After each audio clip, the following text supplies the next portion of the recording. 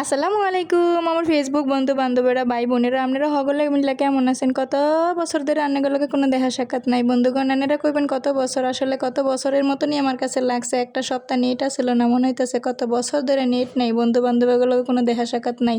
এটা কোনো কথা? এমন একটা সময় আইব, এমন একটা মুহূর্ত আইব, জীবনেও কল্পনা করি নাই বন্ধুগণ। কি যে কষ্টে কাটছে দিনগুলা, এই দিনগুলার জন্য কিন্তু জীবনেও আমি প্রস্তুত ছিলাম না। তো এই কে আর কেমনে কাটছিল দিনগুলো সেগুলো কিন্তু আমার জানাই দেন, আর আমার কেমনে দিনগুলো কাটছে সেগুলো আমি আপনাগুলোকে জানাই দিতেছি। আর এই যে লইয়েছি দেখছেন কতগুলো ফাঁপোস বানাইছি ঘরের মধ্যে বইয়ে থেকে থেকে, একটা সপ্তাহে কিন্তু আমার মোটামুটি অনেক ধরনের কামই হয়ে গেছে। ঘরের মধ্যে সেলাই কাম করছি, বহুত সেলাই কাম করছি, অনেকগুলো থ্রি পিসও বানাইছি, লগে বানাইছি এগুলা, এই টেবিল মেটগুলো অনেকগুলো বানাইছি, 5-6টা আইটেম বানাইতে আমার ভালোই লাগছিল সময়টা। আমার কিন্তু মোটামুটি ভালো কাটলো, আপনাকেও মনে হয় এতটা ভালো কাটে নাই।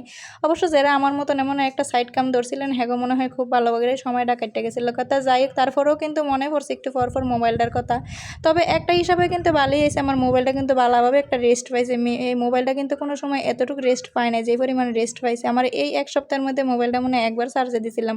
যাই হোক, চিন্তা ভাবনা করতে করতে এক পর্যায়ে দেখলাম যে এগুলো ঘরের মধ্যে কামগুলো রয়েছে, আর আমি এই কামগুলো করছি। আর এগুলো হগল গেঞ্জির কাপড় যা ছিল ঘরের মধ্যে সেগুলো দিয়ে কিন্তু আমি টেবিল মেট বানাইছি। আমার এই টেবিল মেটগুলো কেমন হয়েছে আনারা একটু সকলে জানাই দিবেন। আর লগে কিন্তু ফাঁপোসও বানাইছি, 2-3টা ফাঁপোসও বানাইছি, আর কিছু ফাঁপোস দেখাইছি আগেরগুলো, আনারা দেখলে বুঝতে পারবেন। এগুলো মুই আগে ভালোই করতাম, কিন্তু এখন মোটামুটি ফেস চালাইতে গিয়ে কিন্তু এত একটা সময় দিতে পারি না এগুলার।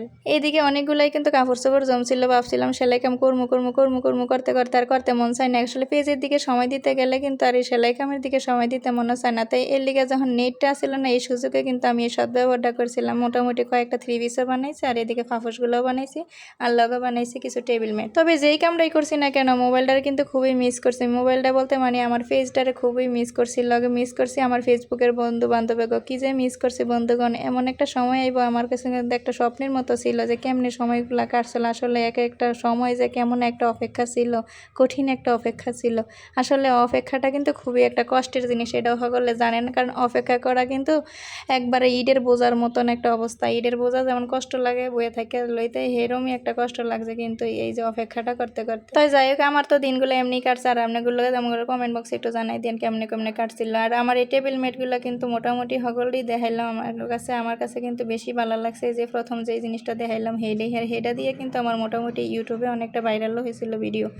আর এই ভিডিওটা যদি ভালো লাগে অবশ্যই আপনারা শেয়ার করে দিবেন, আর লগে কমেন্ট বক্সে জানাই দিবেন কেমন লাগছে। আজকের মতোই বিদায় নিতে হইবে, ভালো থাকবেন, সুস্থ থাকবেন। আর অনেকদিন পরে একটা কিন্তু ভিডিও দিচ্ছি, যদি ভিডিওটা ভালো লাগে অবশ্যই আর একটা লাইক দিয়ে দেখা শুরু করে দিবেন। যদিও এখন একটু নেটটা পাইছে, কিন্তু পুরোপুরি ভালোভাবে কিন্তু নেটটা পাইনি। আসলে এই নেটটা পাওয়া কিন্তু একটা কঠিন একটা নেট মনে হইতেছে। VPN দিয়ে কোনো রকমে চালাইতেছি ফেসবুকটা, জানি না কবে যে ভালো করে পামো। তো বিদায় নিতেছি, সবাই ভালো থাকবেন, সুস্থ থাকবেন, আল্লাহ হাফেজ।